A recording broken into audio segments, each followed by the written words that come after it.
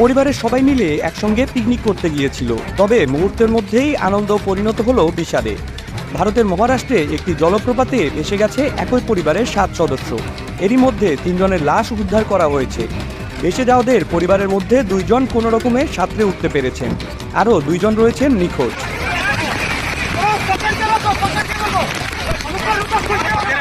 মুম্বাই থেকে 80 কিলোমিটার দক্ষিণ পূর্বে পাহাড়ি শহর লোনাভোলায় আরও শত শত পর্যটকের মতো ওই 7 সদস্যের পরিবারটিও গিয়েছিল ছুটি কাটাতে।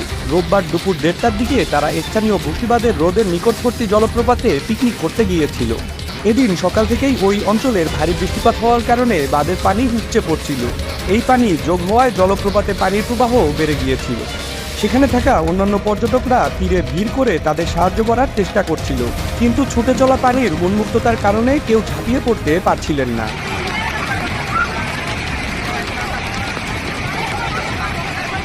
বহু মানুষের চোখের সামনেই ঘটনাটি ঘটেছিল।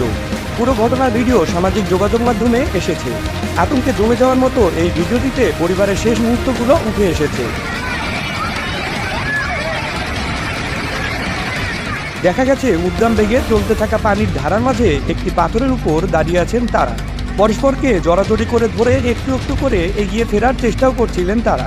অন্যান্য দর্শনার্থীরা নিজেদের মতো করে চেষ্টা করছিল সাধ্যমতো পরিবারটিকে সাহায্য করার। ভিডিওটিতে দেখা যায় কয়েকজন মিলে গাছের শক্তপোক্ত ডাল ও বাকল খুঁজে তাদের বাঁচানোর জন্য চেষ্টা করছে।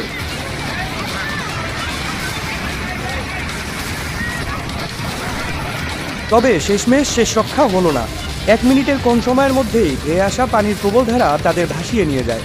নিচের দিকে ভেসে যেতে যেতে তারা চিৎকার করে তাদের বাঁচানোর জন্য অনুরোধ করতে থাকেন। মর্মান্তিক এই দৃশ্যটি সামাজিক যোগাযোগ মাধ্যমে ছড়িয়ে পড়ার পর থেকে সব দর্শনার্থীদের হৃদয়কে নাড়িয়ে দেয়।